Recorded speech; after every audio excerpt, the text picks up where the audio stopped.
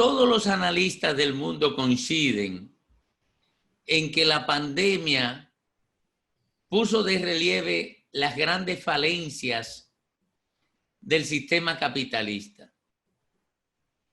Y en particular, la falencia del sistema de salud de los distintos países. ¿Por qué?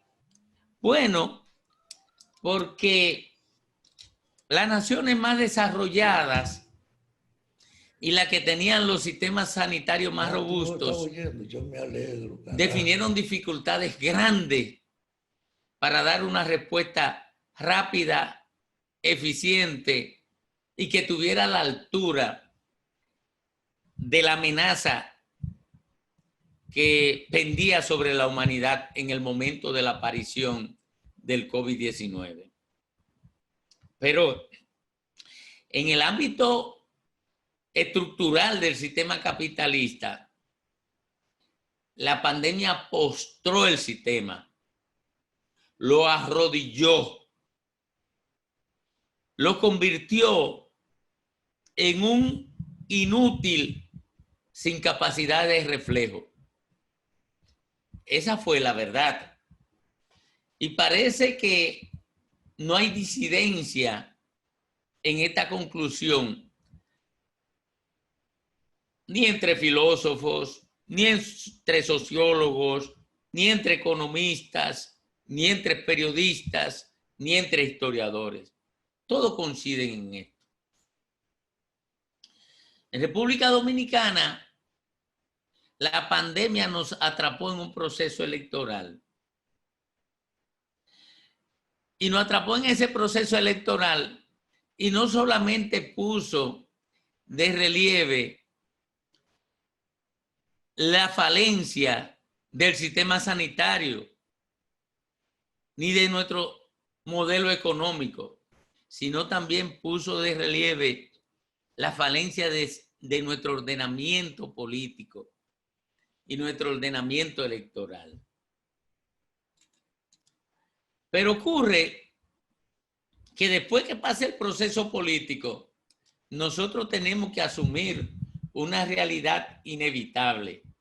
Y es la realidad de que el colectivo llamado República Dominicana tiene que seguir viviendo.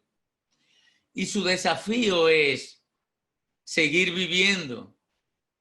Y por tanto, todos los esfuerzos del Estado Nacional, que es la expresión de la sociedad organizada, tienen que estar dirigidos a recuperar la economía y a garantizar que sigamos viviendo. Y ocurre que ese Estado Nacional tiene que dirigirle un gobierno. Y ese gobierno sale de un partido político que tercia con los otros partidos políticos en el proceso electoral. Y el gobierno es un mediador entre la sociedad y el Estado. Se encarga de construir el equilibrio entre los sectores de la sociedad. Y en el orden económico está el sector empresarial y los trabajadores. Y el Estado tiene que construir el equilibrio entre la relación entre el trabajo y el capital. Y ese equilibrio garantiza la gobernabilidad. Y sentada en la gobernabilidad debe estar la paz social.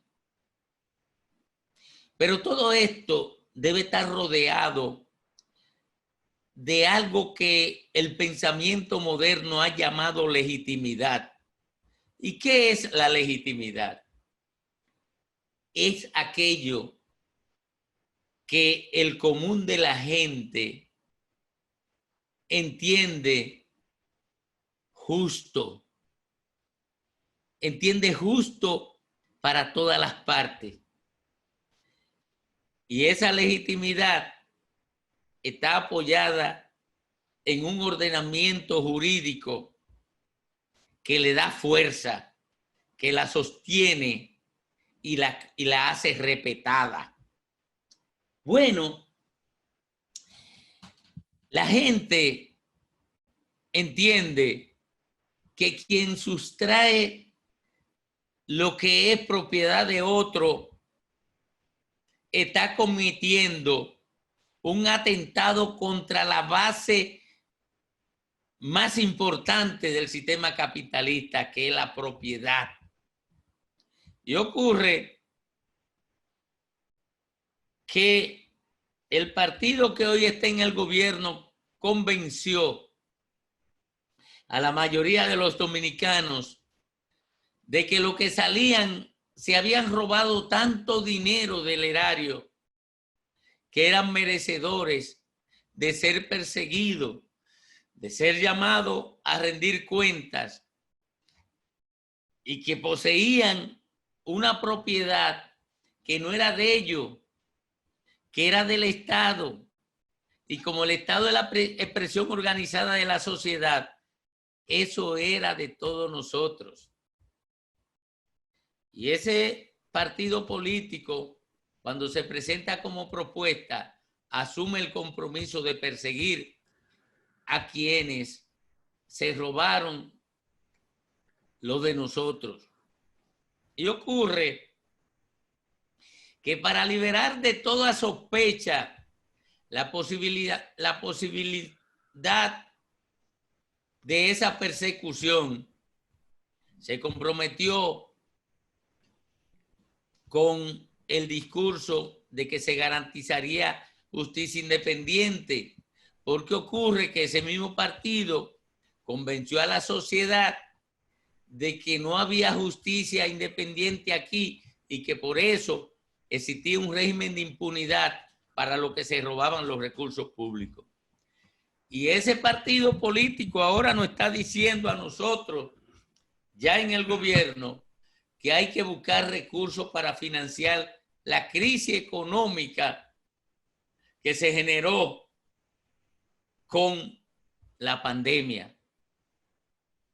Pero nos está diciendo a nosotros también que no se pueden encontrar recursos en el Estado porque se los llevaron los ladrones. Por tanto, cuando nos plantea nuevas cargas impositivas, está convirtiendo en ilegítima esa acción. ¿Por qué?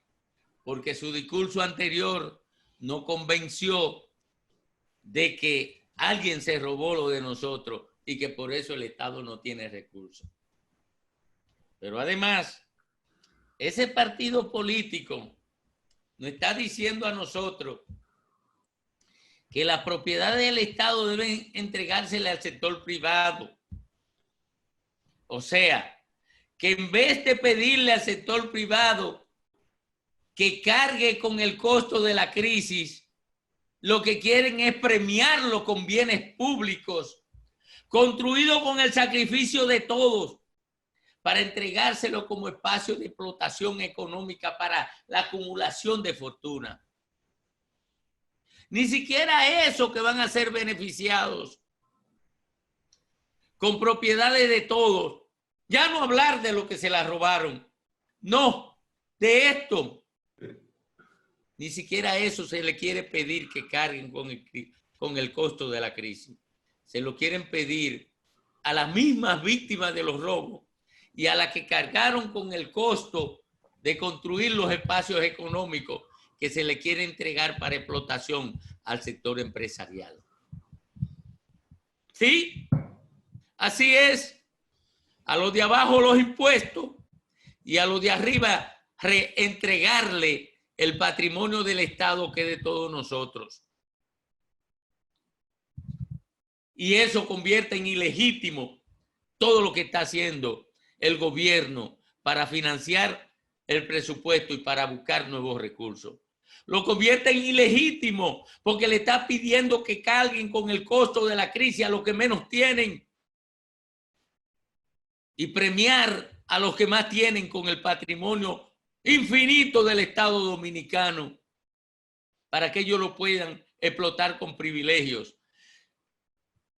Oigan, y no se le está pidiendo ni siquiera como una carga impositiva adicional, porque en la llamada alianza pública-privada se le está entregando un mercado, unas empresas a empresarios que no han hecho nada para construirla, para que comiencen a explotarle en su beneficio, y ni siquiera se le está pidiendo que paguen un chele más de impuestos de lo que paga el otro empresario que ha tenido que levantar su empresa y que ha tenido que crear el mismo mercado de la empresa. Yo he planteado aquí que los beneficiarios de la alianza pública-privada deberían pagar una tasa de un 50% de impuestos sobre la renta, para especializar un 20% de eso, para financiar con dotación de capital aquellos profesionales que a los 25 años no hayan podido ubicarse en el mercado productivo porque no haya puesto, y que tengan el interés de desarrollar una iniciativa particular con un fondo mínimo para esos profesionales de $100,000, que es el equivalente en estos momentos a 6 millones de pesos.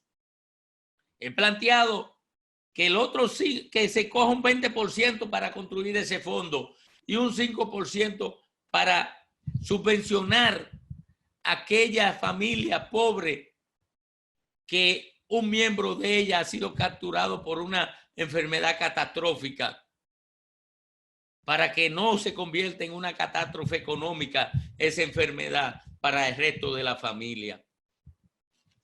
Porque no es justo que se le entregue un patrimonio que se ha construido con dinero y con recursos públicos, con recursos de todo, a un empresario para que lo explote en su provecho, sin ni siquiera devolver un céntimo más que lo que devuelve como impuesto otro que ha tenido que asumir el sacrificio de él mismo levantar su empresa.